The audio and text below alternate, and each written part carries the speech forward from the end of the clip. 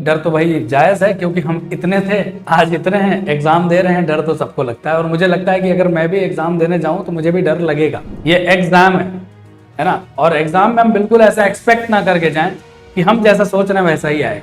तो आज कंपटीशन बढ़ाने के लिए कोई भी टेस्टिंग एजेंसी है, जैसे एनटीए ने टेस्ट कंडक्ट कराया, इनको कंपटीशन बढ़ाना है, ये सिलेबस से बात करेंगे लेकिन ये तुम्हें घुमाएंगे, लेकिन तुम कॉन्सेप्ट पे अड़े रहना। जो मुसीबत हमें डरा रही है ना, उसको अगर डर के हम भागने लगेंगे तो ये हमारे ऊपर डोमिनेट हो जाएगा।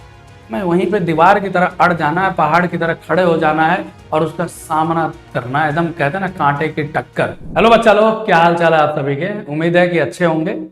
और इस सेशन के साथ इसलिए आना पड़ा क्योंकि एक मुद्दा है और बहुत ही ज्यादा हाईलाइट हो रहा है हमारे लाइव सेशन के कमेंट्स में और हमारे ऑफिशियल मेल पे और जो भी सोर्सेस हैं। बच्चों का एक कमेंट आ रहा है, एक मैसेज आ रहा है जो कह रहा है कि सर भैया बहुत डर लग रहा है एग्जाम से। ओके, कोई बात नहीं, डर तो भाई जायज़ है, क्योंकि हम इतने थे आज इतने हैं, एग्जाम दे रहे हैं, डर तो सबको लगता है। और मुझे लगता है कि अगर मैं भी एग्जाम देने जाऊं तो मुझे भी डर लगेगा। वो डर कैसा है? डर ऐसा है कि कहीं हम जो तैयार करके गए हैं ऐसी चीजें ना आ जाए कि जिसके बारे में हमें आइडिया ही ना हो।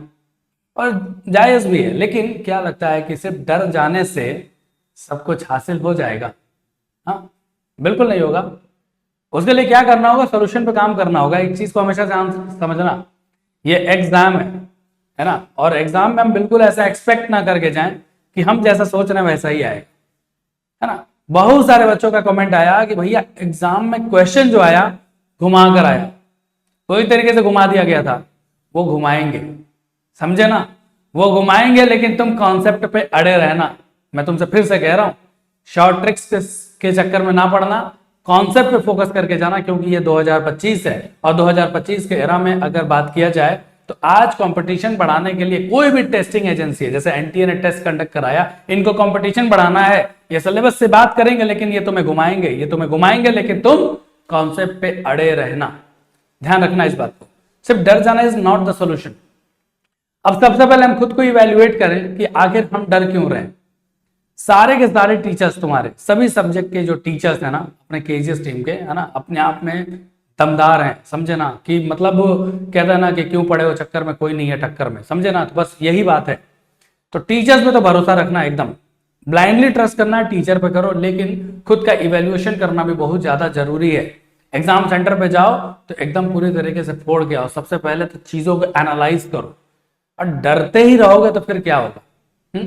जैसे स्वामी विवेकानंद जी की एक कहानी है कि उनके पीछे एक पागल बंदर पड़ गया, लगा दौड़ाने, विवेकानंद जी डर गए, डर के वो भी थोड़ी देर भागे, लेकिन किसी ने कहा या उनके दिमाग में आइडिया आया यार इसका अब हम सामना करते हैं, क्योंकि उनको लग तो गया था इससे तेज तो हम भाग नहीं पाएंगे। ये रुक गए, जैसे पलटते हैं ना बंदर भाग जाता है। तो यानी क्या दिखता है, ये नहीं, जो मुसीबत हमें डरा रही है ना, उसको अगर डर के हम भागने लगेंगे तो ये हमारे ऊपर डोमिनेट हो जाएगा।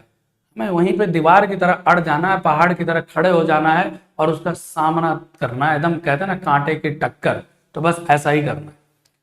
कॉन्सेप्ट, अगर कोई चीज काम आएगी तुम्हारे एग्जाम में ना, तो वो है तुम्हारा कॉन्सेप्ट जो हमने तुम्हें सिखाया है।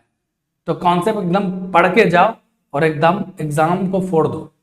इस छोटे से सेशन में मैंने हर बार एक ही चीज बोला कि फोड़ दो, एग्जाम को फोड़ दो, कॉन्सेप्ट, समझे ना। तो ये चीज हमें स्ट्रांग रखना बहुत ही ज्यादा जरूरी हो जाता है, समझे। बाकी मैं तुमसे यही कहूंगा कि जो भी क्वेश्चंस तुम्हारे आ रहे हैं हमारे पढ़ाए हुए, यानी जिस भी सब्जेक्ट के तुम पेपर दे रहे हो, फिजिक्स, केमिस्ट्री, बायोलॉजी, लैंग्वेज, या तुम जीटी, जो भी तुम दे रहे हो ना, उससे रिलेटेड जो भी क्वेश्चंस हैं, जो भी हमने पढ़ाया, उसका रिव्यू शेयर करना बिल्कुल मत भूलना। और all the very best, exam को फिर से फोड़ के आना। जय हिंद।